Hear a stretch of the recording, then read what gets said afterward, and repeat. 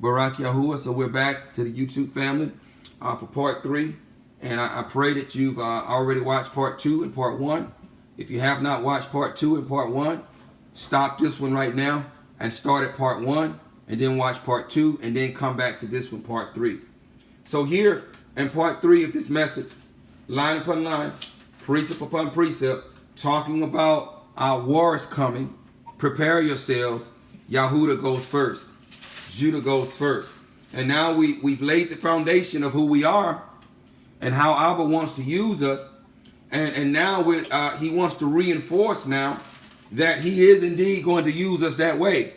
Line upon line, precept upon precept, he wants to reinforce that he indeed wants to use us that way. So turn to Ezekiel chapter 38. Ezekiel chapter 38. Line upon line, precept upon precept, here a little, there a little. You know, we give enough precepts, Abba speaks enough precepts, that there should be absolutely no doubt as to who we are and what he wants to use us for. That should be absolutely no doubt after these precepts have gone forth. Ezekiel chapter 38. Looks like Brother Ephraim still turning pages. I'm going to put him on blast again.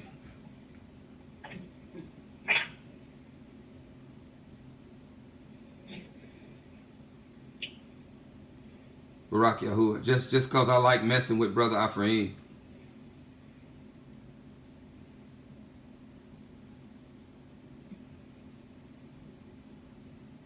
Barak Yahuwah. Ezekiel. Benya, can you mute your mic, bro? Let me see here. Okay, he's muted. Barak Yahuwah. Ezekiel chapter 38, verse 1 through 23. Beginning at verse 1. And the word of Yahuwah came to me, saying, Son of man, set your face against Gog, of the land of Magog, the prince of Rush, Mashach, and Tubal, and prophesy against him. And you shall say, Thus says the Master Yahuwah, See, I am against you, O Gog, the prince of Rush, Mashach, and Tubal, and I shall turn you around, and I shall put hooks into your jaws, and shall lead you out with all your army, horses and horsemen, clad perfectly, a great assembly, with armor and shields, all of them handling swords. Persia and Cush and Put are with them, all of them with shield and helmet. Gumar, and all his bands, the house of Tugamah, from the far north, and all its bands, many peoples with you. Be ready. Prepare yourself. Didn't Abba tell us this in the title of the message? War is coming. Prepare yourselves. Judah goes first. Be ready. Prepare yourself. You and all your assemblies that are assembled unto you. And you shall be a guard for them. After many days you shall be called up. In the latter years you shall come into the land of those brought back from the sword, gathered from many people on the mountains of Yasha'al. Indeed, he's bringing something back. He's bringing a first fruit back. Yes, he is. Which had been a continual waste. But they were brought out of the peoples, and all of them shall dwell safely. And you shall go up, coming like a storm, covering the land like a cloud, you and all your bands and many peoples with you. Thus saith the Master Yahuwah. And it shall be in that day that words arise in your heart, and you shall devise an evil plan, and you shall say, Let me go up against a land of unwalled villages. Let me go up to those at rest who dwell safely, all of them dwelling without walls, and having neither bars nor gates, to take plunder and to take booty, to stretch out your hand against the waste places that are again inhabited, and against a people gathered from the peoples, acquiring livestock and goods, who dwell in the middle of the land. Shaba and Dadan and the merchants of Tarshish and all their young lions shall say to you, Have you come to take plunder? Have you gathered your army to take booty? to bear away silver and gold, to take away livestock and goods, to take great plunder. Therefore, son of man, prophesy, Nabah, and you shall say to Gog, thus says the Master Yahuwah, in that day when my people Yasharal dwell safely, would you not know? And you shall come from your place out of the far north, you and many peoples with you, all of them riding on horses, a great assembly, a mighty army. And you shall come up against my people, Yasharal, like a cloud, to cover the land. In the latter days it shall be. And I shall bring you against my land, in order that the nations know me, when I am kadushing you, O Gog, before their eyes. Thus says the Master Yahuwah. Are you the one I spoke of in former days by my servants, the Nabiyin, which is to say prophets of Yasharal, who prophesied Nabah for years in those days, to bring you against them? And it shall be on that day, on the day when Gog comes against the land of Yasharal, and you better believe we're going to be fighting. Yes, we are. We're going to be fighting, declares the Master Yahuwah, that my wrath shall come up in my face. For in my jealousy and in the fire of my wrath, I have spoken. On that day there shall be a great shaking in the land of Yasharal, so that the fish of the sea, and the birds of the Shamayim, and the beasts of the field, and all the creeping creatures that creep on the earth, and all men who are on the face of the earth shall shake at my presence. And the mountains shall be thrown down, and the steep places shall fall, and every wall fall to the ground. Precept or a witness to this is Revelation 19, when the armies of the beast, the armies of the world, come out to fight against the Hamashiach. This is a precursor. This is a precept to that. And I shall call for a sword against Gog and on all my mountains. But again, when he comes back, when the Hamashiach comes back, we too are going to be fighting. Yes, we are.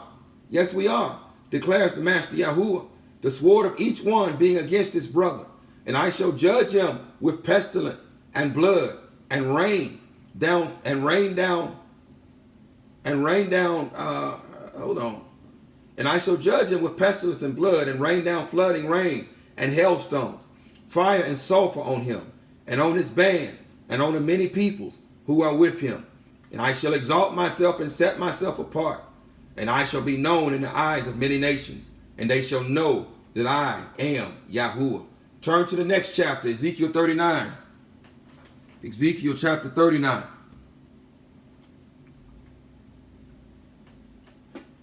Ezekiel chapter 39.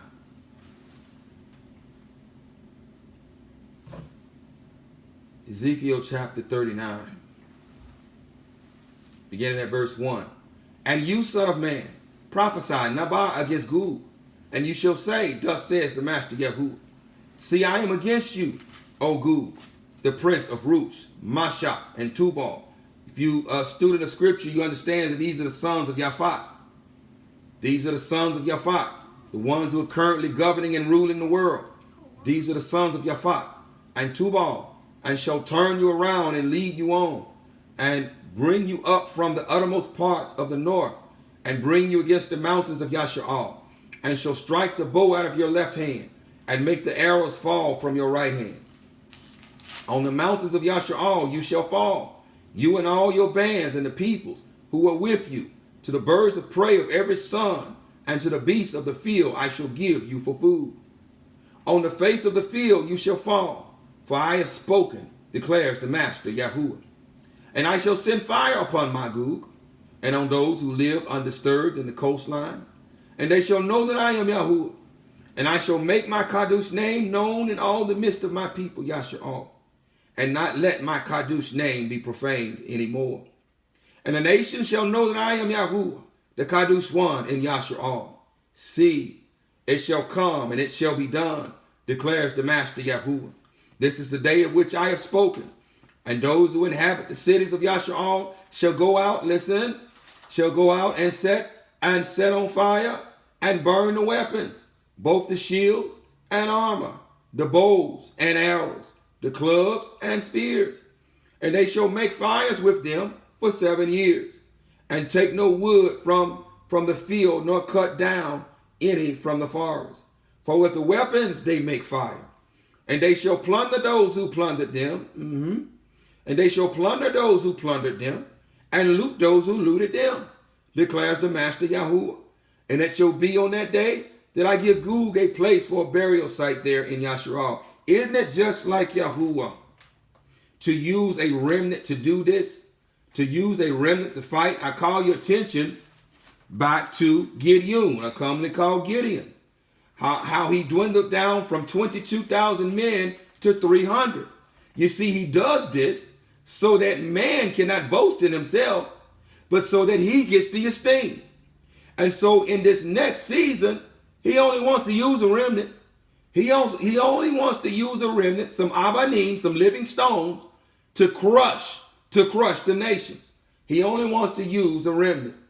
The valley of those passing by east of the sea, and stopping those passing by, because there they shall bury Gog and all his crowd, and shall call it the valley of Haman Gog.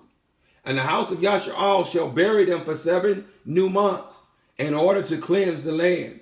And all the people of the land shall bury them, and it shall be for a name to them on the day that I am esteemed, declares the Master Yahuwah. And they shall separate men who continually pass through the land, burying those who are passing through, those left on the surface of the ground, in order to cleanse it. And at the end of the 7 new moons, 7 new months, they shall search, and those passing through shall pass through the land. And when anyone sees a man's bone, he shall set up a sign beside it, till the buriers have buried it in the valley of Haman Gog. And also a city named Hamunah shall be there. So they shall cleanse the land. And you, son of man, thus says the Master Yahuwah, speak to every sort of bird. Every sort of bird. We find a precept of this in Matthew 24 and in Revelation 19. Speak to every sort of bird and to every beast of the field. Assemble yourselves and come. Gather from all around to my slaughtering. Also in Isaiah 65 and 66, which I am slaughtering for you, a great slaughtering on the mountains of Yasharal. And you shall eat flesh and drink blood. Eat the flesh of the mighty. Drink the blood of the princes of the earth, of rams and lambs, of goats and bulls, all of them fatlings of Bashan. And you shall eat fat till you are filled, and drink blood till you are drunk. At my slaughtering, which I am slaughtering for you, and you shall be satisfied at my table with horses and riders, with mighty men and with all the men of battle, declares the Master Yahuwah. And I shall set my esteem among the nations, and all nations shall see my judgment, which I have executed, and my hand, which I have laid on them.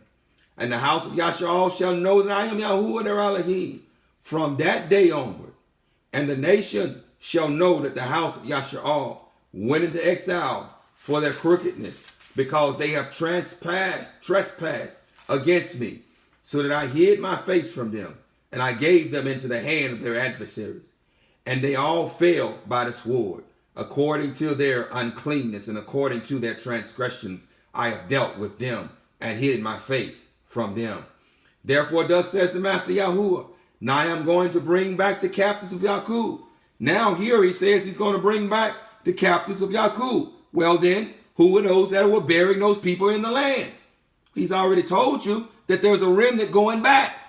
There's a remnant going back first, and they're going to fight. And that the rest, when the woman turns from that remnant and goes to fight against her seed, those who guard the commands of Yahuwah had a witness of Yahusha. These are the ones in Matthew 24 that immediately after the distress of those days, he's going to send his messengers to the 4 corners of the Arats to gather his people to bring them back. This is who he's talking about. This is who he's talking about. But those who are going to be burning weapons, this is a remnant. These are those who are in boot camp right now, who are humbling themselves, who are reverencing him, who are obeying him, who are allowing the washing of the word to wash them, to be prepared to receive some of his bright nature, so that we are a punishing rod in the earth, so that we are living stones, living abanim, in order to crush the nations. Therefore, thus said the Master Yahuwah, now I'm going to bring back the captives of Yakub, and I shall have compassion on all the house of Yasharal, and shall be jealous for my Kadush name. And they shall have borne their shame, and all their trespass they committed against me, when they dwell safely in their own land, with none to make them afraid. When I have brought them back from the peoples, and gathered them out of the lands of their enemies. And I shall be Kadush in them before the eyes of many nations. And they shall know that I am Yahuwah their Elohim, who sent them into exile among the nations, and then gathered them back to their own land, and left none of them behind. And no longer do I hide my face from them, for I shall have poured out my root on the house of Yasharal, declares the Master Yahuwah. Now, precept of this is Ezekiel 36, when he gathers the remnant of Yasharal from the nations, and brings the remnant of Yasharal into the land, and does what? Sprinkles clean water on them, and gives them and gives us hearts of flesh, and replaces our heart of stone, and puts his ruach in us, and causes us to obey his commands, and causes us to obey his command. But this doesn't come until after the distress. But before the distress, there's war coming. There's war coming. And Abba has sent me by with the message, war is coming. Prepare yourselves. Prepare yourselves. Yahudah goes first. Yahudah goes first. Before I read this next precept, some of this next precept, I want to thank our brother Al-Yahu. Al-Yahu, he sent me a couple of weeks ago a link to the war scrolls from the Dead Sea Scrolls. He sent me, Barak Yahuwah, he sent me a link from the war scrolls. And as I read that, Abba began to deal with me about it. And afterwards, he spoke to us that war is coming. Prepare yourselves. Yahudah goes first. And so I want to read some excerpts from the war scrolls, from the Dead Sea Scrolls, just to give us further understanding of what we're going to be doing and what he wants to use us for. So, Al-Yahu, if you don't mind, can you post that link in the chat so that the rest of the Mispaka can follow along in the war scrolls? I'm going to be reading from page 112. Okay, I got you. Barak Yahu. I'm going to be reading from page 112 from the war scrolls. I'm going to start reading at page 112. Let me know, Ms. Parker, when it's posted and when you have access to it. And we're going to begin at page 112. On page 112, rather. On page 112. 1 second, I'm just scrolling. Okay, take your time, because I'm still scrolling to it myself.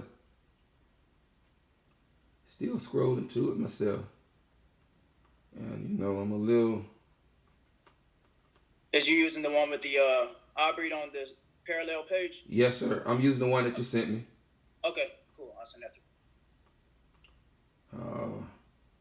Bear with me. Taking me a minute to get there. A little visually challenged right now. For the time being. Just for the time being. Until Abba rectifies that for me. I just sent it through up. Okay, Barak Yahuwah. Barak Yahuwah. And again, we're going to start on page 116, Mispaka. Page 116. Since you have it, I'm probably going to employ some of you to help me read it. I'm going to employ some of you to help me read it. Barak Yahuwah. Because the writing is a little smaller. Page 112. Page 112, I believe. Did I say 116?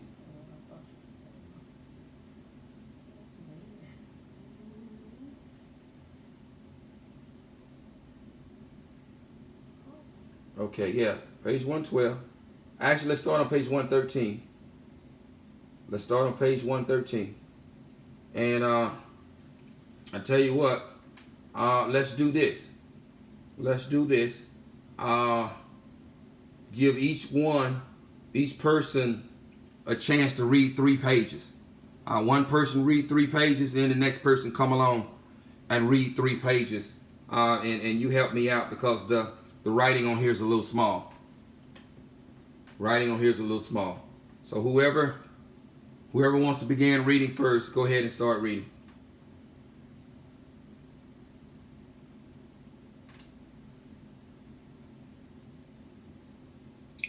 Page where you say you started at? Page 113. Start at page 113. Page 113 is the Abri.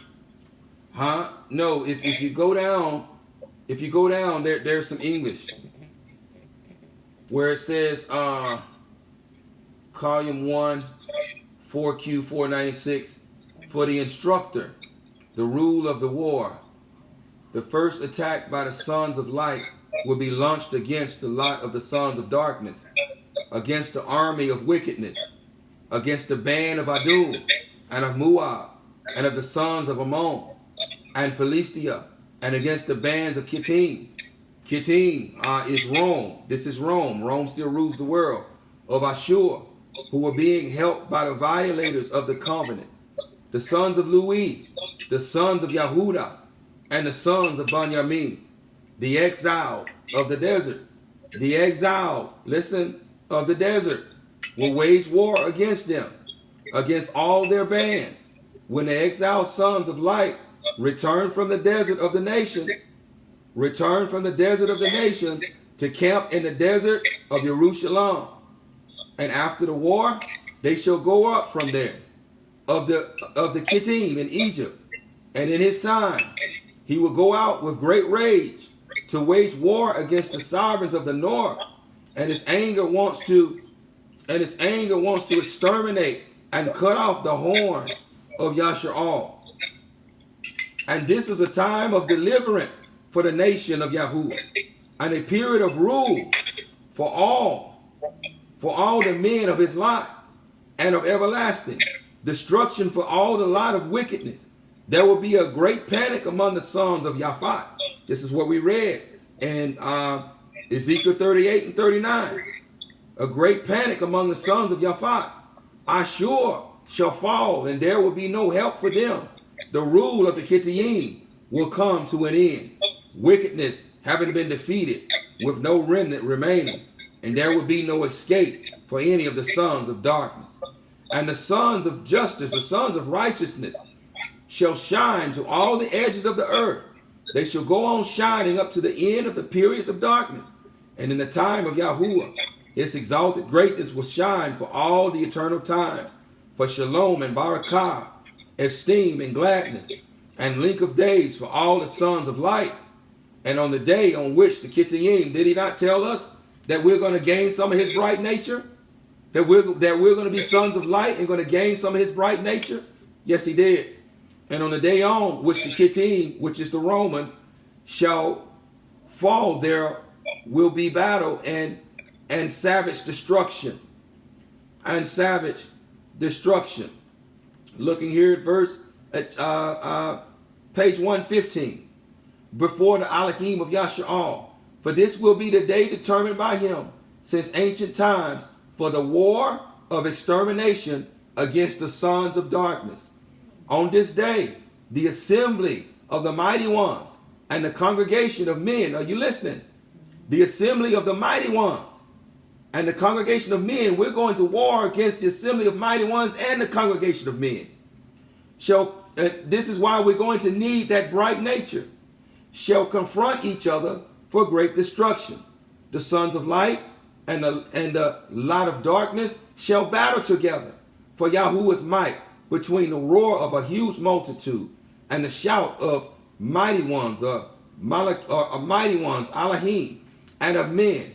And on the day of the calamity, it will be a time of suffering for the nation redeemed by Yahuwah. Of all their sufferings, none will be like this, hastening till eternal redemption is fulfilled. And on the day of their war against Kittim shall go out to destruction. And the war, the sons of light, will be the strongest, doing 3 lots, in order to strike down wickedness. And in 3 others, the army of wickedness will gird themselves in order to force the lot of light to retreat. There will be infantry battalions to melt the heart, but Yahuwah's might will strengthen the heart of the sons of light. And in the 7th lot, Yahuwah's great hand will subdue wickedness, Belial. Now Belial here, this alludes to Hashatan. This is Hashatan himself. We've talked about this, how Hashatan is going to assume flesh in the person of the beast. So when you see Belial here, this is the wicked one. This is Hashatan himself. Belial and all the messengers of his dominion. Belial and all, we've talked about this before. I've been spoken this through me before. Belial and all the messengers of his dominion, and all the men of his lot, the Kadush ones, he will appear to assist the truth for the destruction of the sons of darkness. Then great shall snatch out the hand. This is fragmented a little bit. Great shall snatch out the hand too. Fathers of the congregation, 52. They shall arrange the chiefs of the priests, the Kahanim, behind the Kahan Gadol, and of the second in ranks, 12 chiefs to serve in perpetuity before Elohim. And the 26 chiefs of the divisions shall serve in their divisions. And after them, the chiefs of the Luim serve always, 12, 1 per tribe. And the chiefs of their divisions shall each serve in his place. The chiefs of the tribes, and after them the fathers of the congregation, shall take their positions in the gates of the sanctuary in perpetuity. And the chiefs of the divisions, with their enlisted, shall take their positions at their feasts, their new months, the Shabbat, and all the days of the year, those of 50 years and upwards. These shall take their position in the Holocaust and the sacrifices, in order to prepare the pleasant incense for Yahuwah's approval, to atone for all the congregation, and to satisfy themselves in perpetuity before him at the table of esteem. They shall arrange all these things, the appointed time of the year of release, during the remaining 33 years of the war. During the remaining 33 years of the war, do you understand that there's nothing new under the sun? That there's nothing new under the sun. As our ancestors dwelled 40 years in the wilderness, and as it says here, 40 years, there is nothing new under the sun. In our time, during our time in the wilderness, we are going to be fighting. Just like our ancestors spent 40 years in the wilderness fighting, we're going to spend 40 years in the wilderness fighting. There's nothing new under the sun. We're going to retrace their steps. And what they did not complete, he wants to complete through us. He wants to complete through us. What is that? They were originally designed to do what? To be his fighting arm, to be his rod, to subdue the nations. This is what he wanted them to do. But where they failed, he wants us to succeed. He wants us to succeed. Barak Yahuwah. Barak Yahuwah. During the remaining 33 years of the war, the men of renown, those called at the assembly, and all the chiefs of the fathers of the congregation shall choose for themselves men of war for all the countries of the nations, from all the tribes of Yashar'al. They shall equip for themselves intrepid men in order to go out on campaign according to the directives of war year after year. According during the years of release, they shall not equip themselves in order to go out on campaign, for it is a Shabbat of rest for Yashar'al. During the 35 years of service, the war will be prepared during 6 years, and all the congregation together will prepare it. And the war of the divisions will take place during. I think I'm just going to read one more page. I think we got it now. We understand. You can go ahead and read the rest of this if you want to, but I just wanted to establish how we're going to be fighting. Yes, we are.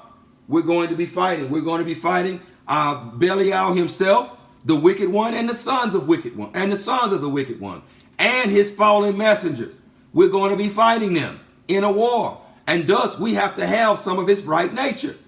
And this is what he's preparing us for. This is what he's trying to prepare us for. The remaining 29 years, During the first year, they shall wage war against Aram Naharim. During the second, against the sons of Lud. During the third, they shall wage war against the remnant of the sons of Aram, against Uz and Hul, Tugah and Masha, who are beyond the Euphrates. During the fourth and fifth, they shall wage war against the sons of Arpachshad. During the sixth and seventh, they shall wage war against all the sons of Assyria and Persia, and the eastern nations up to the great desert. During the eighth year, they shall wage war against the sons of Elam. During the ninth, they shall wage war against the sons of Ishmael and Keturah. And during the following 10 years, the war will be divided against all the sons of Ham or Ham, according to their clans, in their dwellings. And during the remaining 10 years, the war will be divided against the sons of Yaphat in their dwellings. In their dwellings. Barak Yahuwah, Barak Yahuwah. So I'm going to stop here. Mashpaka, I think the point has been made. I think the point has been made. If you want to continue to read that, you can read that on your own. But that speaks to the coming war in greater detail. And it speaks to how we're going to be used. How we're going to fight against Hashatan and his horde and the sons of wickedness. How we're going to be used as that fighting rod, that scepter, that rod of punishment to fight, to strike the head of the serpent. How we're going to be used as living abanim, living stones, to crush them, to crush the armies of the adversary, and to crush those who serve him, and to crush those who serve him. So I just wanted to read a little bit from that. I was going to read more, but that we don't need that. We really don't need to read more. The point has been established. Indeed, I encourage you to go ahead and finish the rest of it.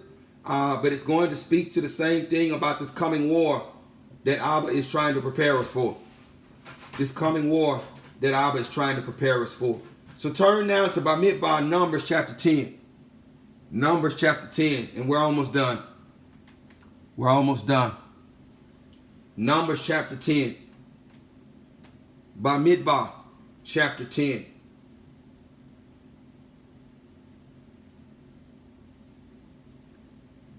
Bamidbar chapter 10. This precept speaks to the message that Abba spoke, in that war is coming. Prepare yourselves. Judah goes first. Judah goes first. Yahudah goes first. Bamidbar 10 speaks to that. Bamidbar, Numbers chapter 10 speaks to that. And we're going to read verses 1 through 14. Now I want to draw your attention now to the 144,000. There were 12,000 taken from each tribe. 12,000 taken from each tribe. The only tribe there that are missing is the tribe of Dan. It's the tribe of Dan.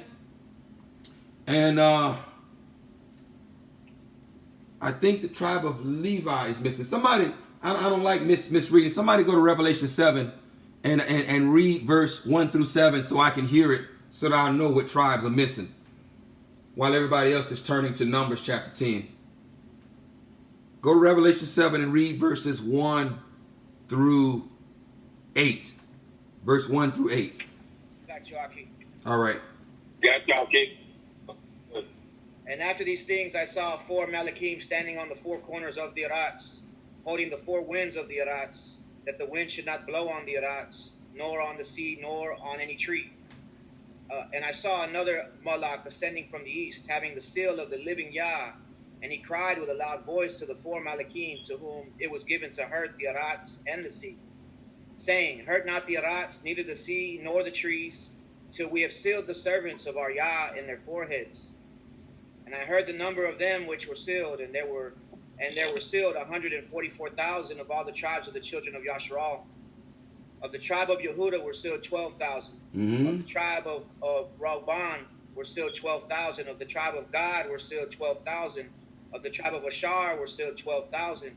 Of the tribe of Naphtali were sealed 12,000.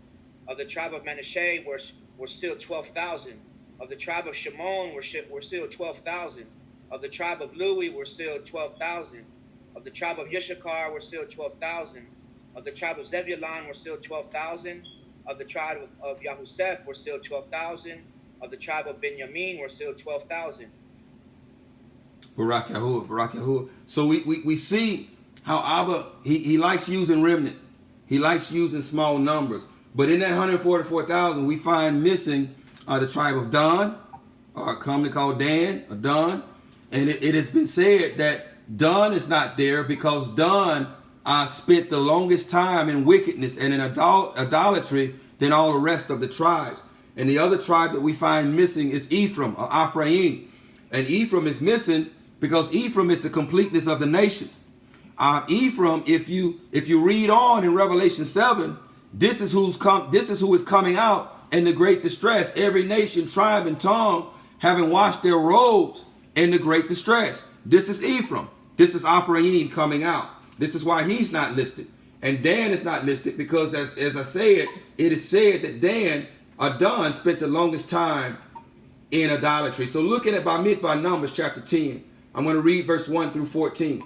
And Yahuwah spoke to Moshe, saying, make 2 silver trumpets for yourself. Make them of beaten work, and you shall use them for the gatherings of the congregation and for breaking camp. And when they blow both of them, all the congregation shall meet before you at the door of the tent of appointment. And if they blow one, then the leaders of the heads of the thousands of Yashar'al shall gather to you. And when you blow a shout, the camps that lie on the east side shall depart. And when you blow a shout the second time, then the camps that lie on the south side shall depart. They blow a shout for them to depart. And when the assembly is to be assembled, you blow, but do not shout. And the sons of Aharon, the Kohanim, blow with the trumpets, and it shall be to you for a law forever. What does it say here? How long was forever? Somebody tell me, please. Aulam, forever. And it shall be to you for a law forever throughout your generations. And when you go into battle, listen, and when you go into battle in your land against the enemy that distresses you, then you shall shout with the trumpets, and you shall be remembered before Yahuwah your Elohim, and you shall be saved from your enemies. And in the day of your gladness, and in your appointed times, and at the beginning of your new months, you shall blow the trumpets over your ascending offerings, and over your slaughterings of Shalom offerings. And they shall be a remembrance for you before your Elohim. I am Yahuwah your Elohim. And it came to be on the 20th day of the second new month, in the second year, that the cloud was taken up from above the dwelling place of the witness. And the children of Yasharal departed, setting out from the wilderness of Sinai. And the cloud dwelt on it in the wilderness of Paran. Thus they departed the first time according to the mouth of Yahuwah by the hand of Moshe. And the banner of the camp of the children of Yahudah departed first, according to their divisions. And over their army was Nachshon, son of Aminadab. This is a law forever. And so what Abba was saying, Yahudah goes first to battle. That's not saying that Yahudah is going alone, but Yahudah goes first to battle. In this coming war, Yahudah goes first to battle. And those who are part of that camp go with Yahudah, with the camp of Yahudah, and then everybody else follows. This is what he's saying. Barak Yahuwah, Barak Yahuwah. So he's preparing us to fight. He's preparing us to fight. He says, war is coming. Prepare yourselves. Yahudah goes first. Yahudah goes first. Turn to Zechariah chapter 12. I think we got a couple more precepts and we're going to be done. Zechariah chapter 12. Zechariah, the 12th chapter.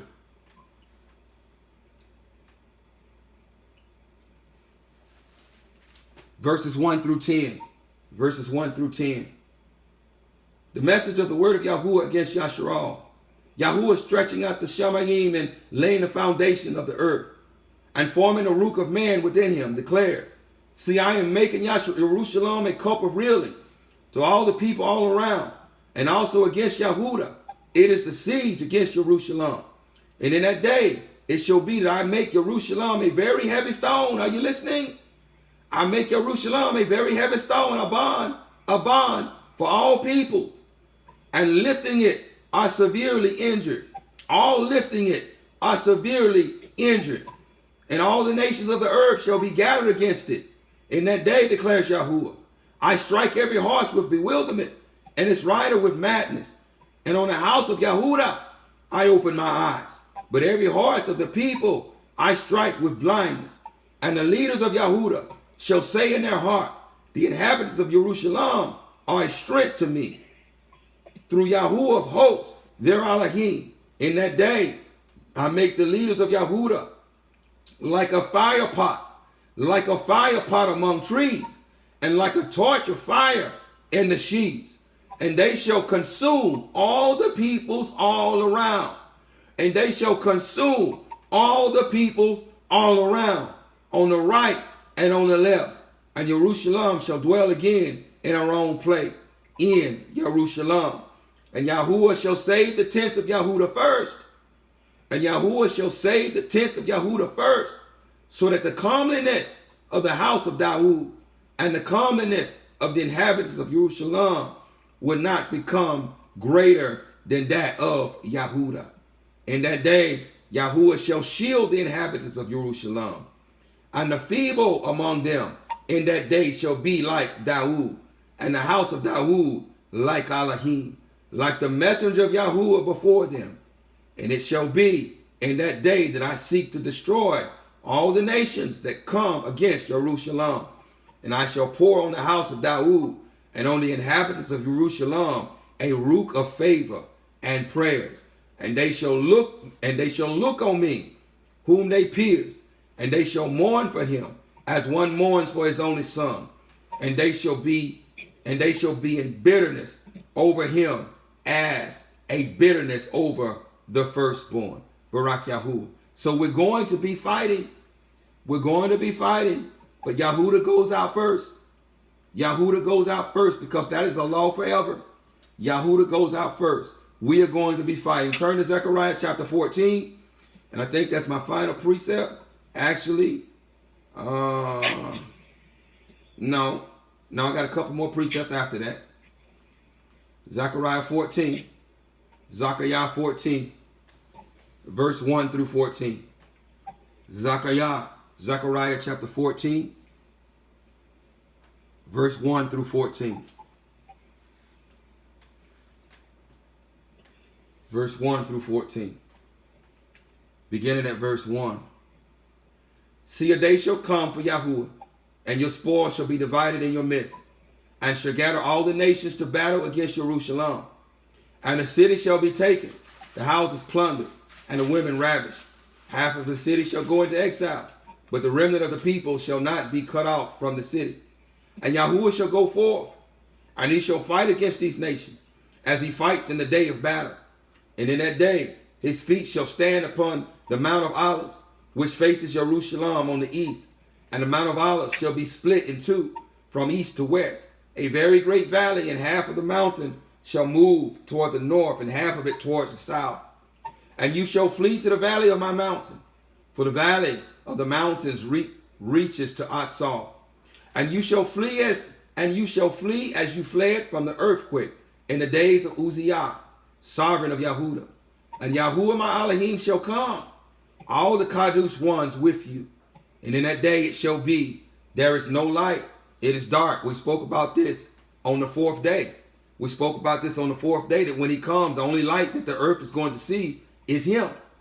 It's that eternal light. The only light the earth is going to see when he comes is the eternal light of Yahuwah. And in that day, this is how everyone is going to see him.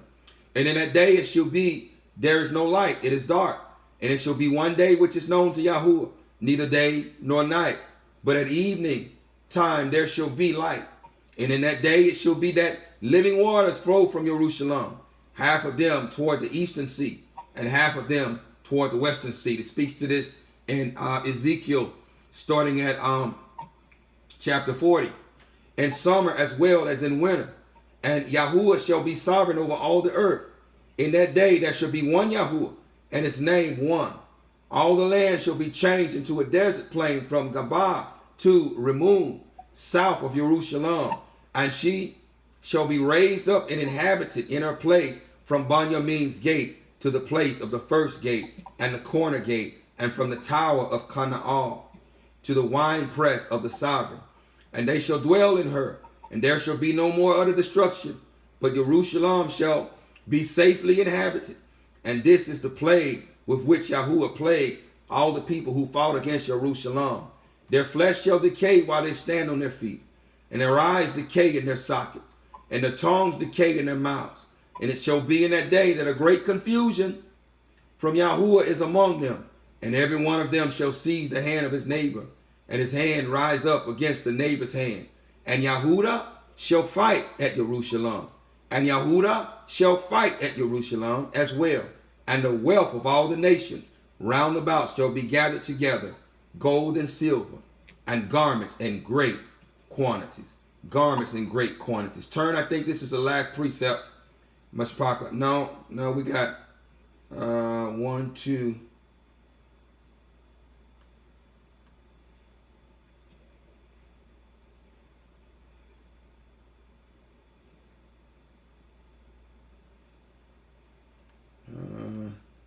We got a couple more precepts. I want to cut this short. I want to read through all the precepts. So turn now to Barashit Genesis chapter 49. Genesis chapter 49.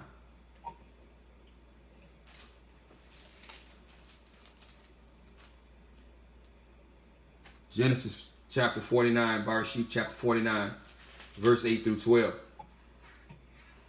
Verse 8 through 12. I draw your attention to the title of the message. War is coming. Prepare yourselves. Yahudah goes first. Yahudah goes first. Barashit Genesis chapter 49, verses 8 through 12. You, Yahudah, which means praised. Which means praised. Yahudah means praised.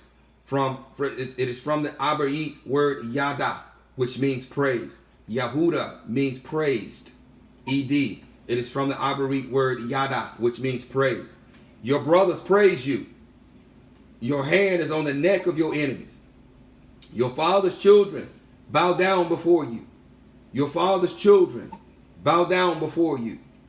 Yahudah is a lion's cub. From the prey you have gone up, my son. He bowed down. He crouched like a lion. And like a lion who does rouse him. The scepter, Shabbat shall not turn aside from Yahudah. He goes first.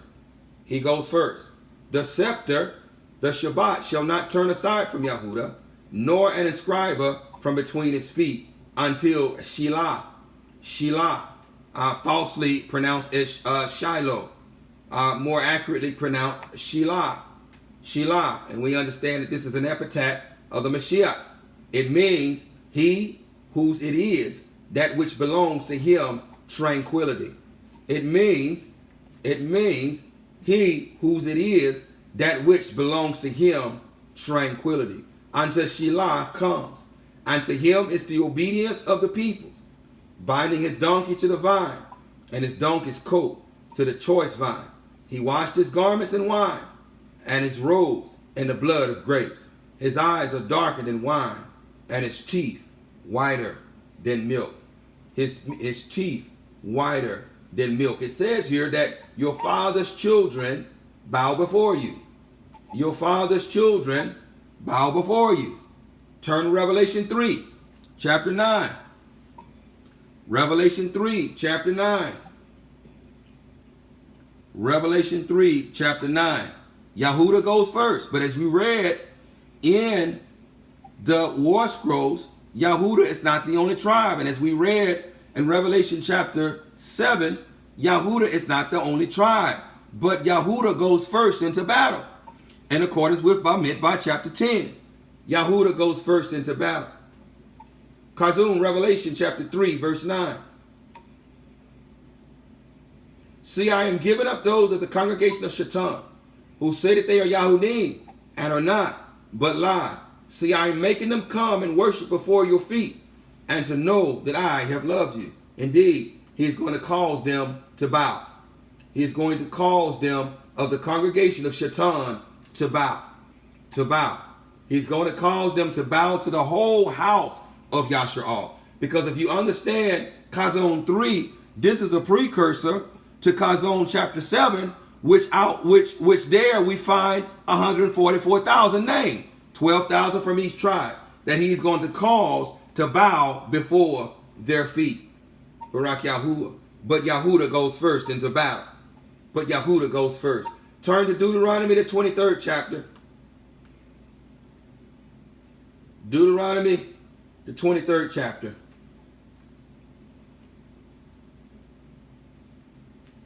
I think this is the last precept. Deuteronomy, the 23rd chapter.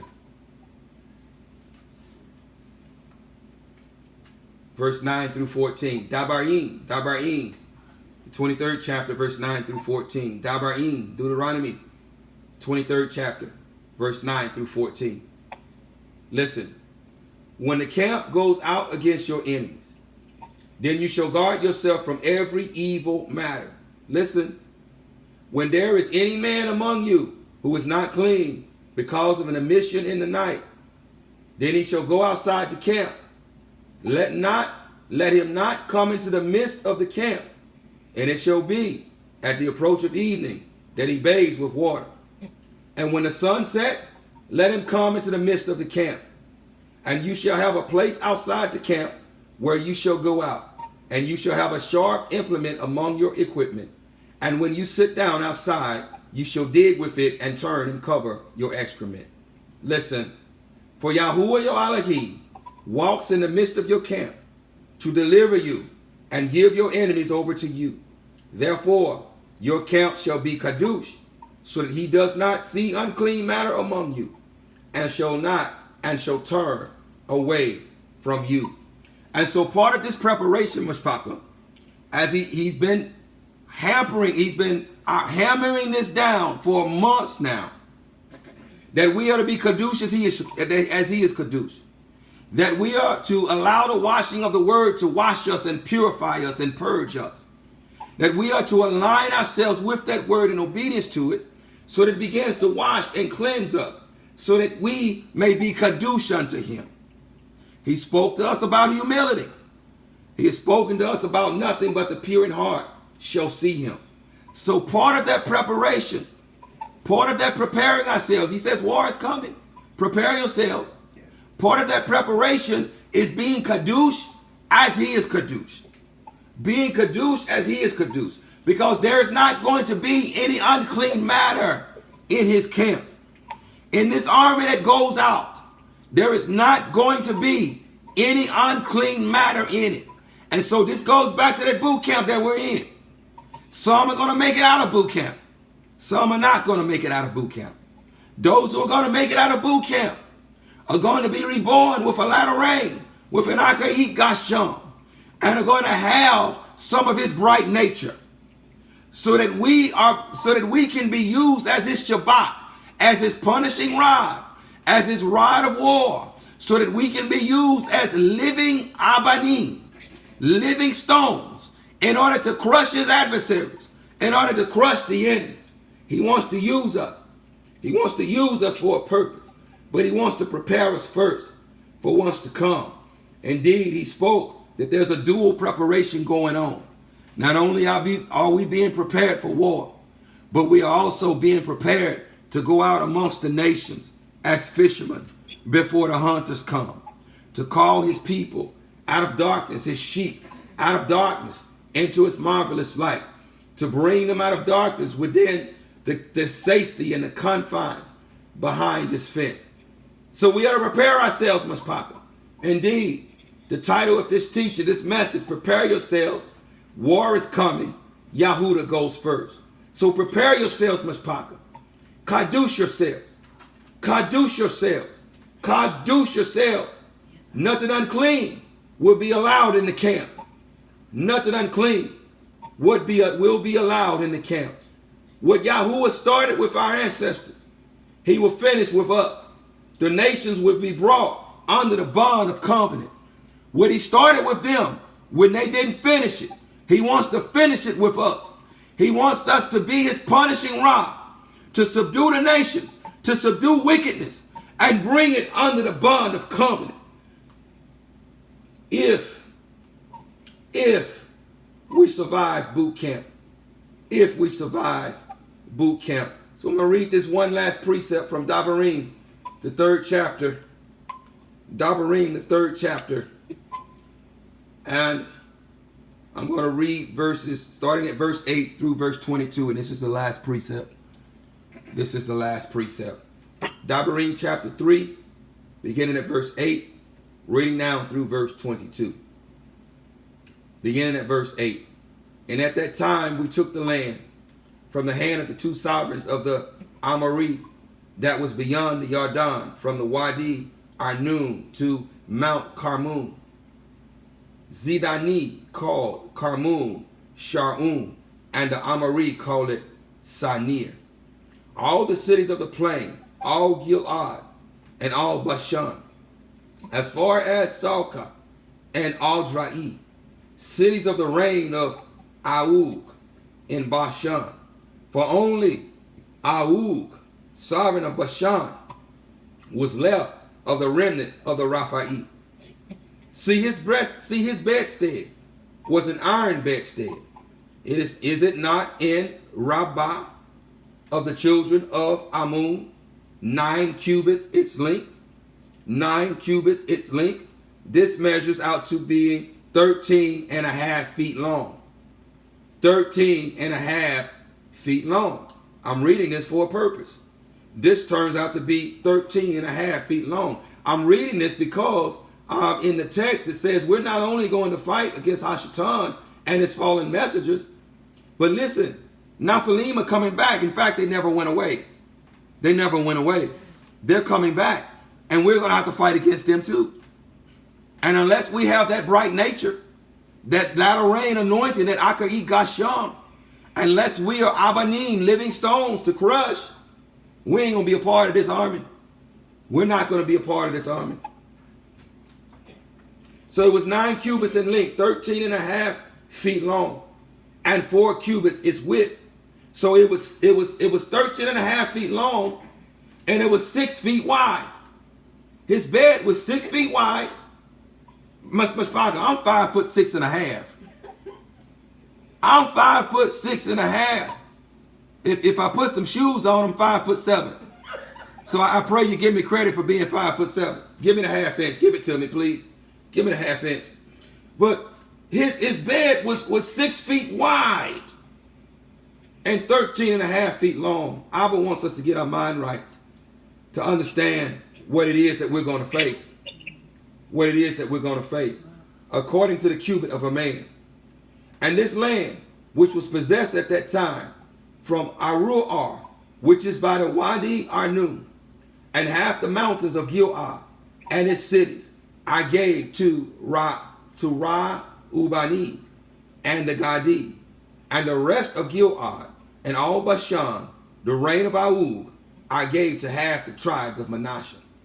All the district of Agug, with all Bashan, called the land of Raphaim. Yair, son of Manasseh, had taken all the district of Agug, as far as the border of Gashuri and of Ma'akati, and called them after his own name, the Bashan of Ka'uf, Yair, to this day. And to Makir I gave Gilead, and to the Ra'u Bani, and to the Gadi I gave from Gilead as far as the Wadi Arnun, the middle of the Wadi as the border, as far as the Wadi Yabuk, the border of the children of Ammon. And the desert plain with the Yarden as the border from Kinnarath as far as the sea of the Araba, the salt sea, below the slopes of Pisgah on the east. And I commanded you at that time, saying, Yahuwah your Elohim has given you the land to possess. All you sons of might, pass over armed before your brothers, the children of Yashar'al. But let your wives and your little ones and your livestock, I know that you have much livestock, stay in your cities, which I have given you, until Yahuwah has given you rest to your brothers as to you. And they also possess the land which Yahuwah your Elohim is giving them beyond the Yarden. Then you shall return, each man to his possession, which I have given you. And I commanded Yahusha at that time, saying, your eyes have seen all that Yahuwah your Elohim has done to these two sovereigns. Yahuwah does the same. Listen, listen. Yahuwah does the same to all the reigns which you are passing over. I draw your attention to all the reigns. Yahuwah does the same to all the reigns which you are passing over. Do not fear them, for Yahuwah your Elohim himself fights for you. Yahuwah your Elohim himself fights for you. So it was the job of our ancestors to subdue the earth. This was their job. To subdue the earth and bring the earth into the bond of covenant. This was their job, but they failed. And he's raising up a remnant in these last days to fight just as they fought, to subdue the nations, to subdue his enemies, and to bring them under the bond of the covenant. Because this is who we are as his rod, as his Shabbat. This is who we are as his Abanim, as his living stone. This is who we are, having some of his bright nature. This is who we are. And this is the purpose in which he wants to use Yahshua, his son, his only begotten, his Yaqid, his beloved son. This is the purpose in which he wants to use us. Thank you, Abba, for this message, for this word, this warning that you've given your children. I thank you for using me as a vessel. I am unworthy to be a vessel for you. I am unworthy to be called your son. There's nothing clean that dwells in me. If your righteousness doesn't cover me, if your righteousness doesn't cover my nakedness and my crime and my shame and my crookedness, I am still naked. I am still a criminal. I am still crooked. I am nothing. But I'm grateful, Abba, that you do not look upon my crime and my crookedness. Because I believe in Yahushua HaMashiach, and I try with all that is within me to guard your righteous Torah. Thus you have clothed me in your righteousness. You've covered my crime. You've covered my crookedness. You've covered my nakedness. And you have deemed me worthy to speak your words. You've deemed me worthy to be called your servant, to be called your son. Thank you, Abba, for giving me the strength to be used as a vessel to speak these words this day. I pray that your people have heard. I pray that they now understand who it is that they are and what it is that we have been prepared to do. And that nothing unclean is going to be able to dwell in your camp, your battle camp. Nothing unclean is going to be able to dwell there. And that we are now to draw nigh to you, to draw closer to you in a closer place of reverence and obedience, a closer place of worship, to allow you to wash and cleanse us so that we are prepared for that Akarit Gasham, that latter rain, so that you give us a little of your bright nature, so that we may go forth as Abanim, as living stones, as Shabbat, as your rod of war, your rod of punishment, your scepter, your royal scepter, to smash the head of the serpent. Prepare us, Abba. I pray that your children have heard. I pray that they have understood. I pray that not a single word fell by the wayside. Not a single seed fell by the wayside. That not a seed fell amongst thorns. That not a single seed fell on stony ground. But that this seed fell on tilled soil. Because you've been tilling the soil of the hearts for a while, Abba. For a good while. You've been tilling the hearts of the soils of your children. So I pray that this seed has fallen on tilled, fertile soil, so that now it grows up into a mighty tree, producing the fruit that leads to everlasting life. In the Basham of Yahushua HaMashiach, so be it, so be it, so be it. So be it. So be it.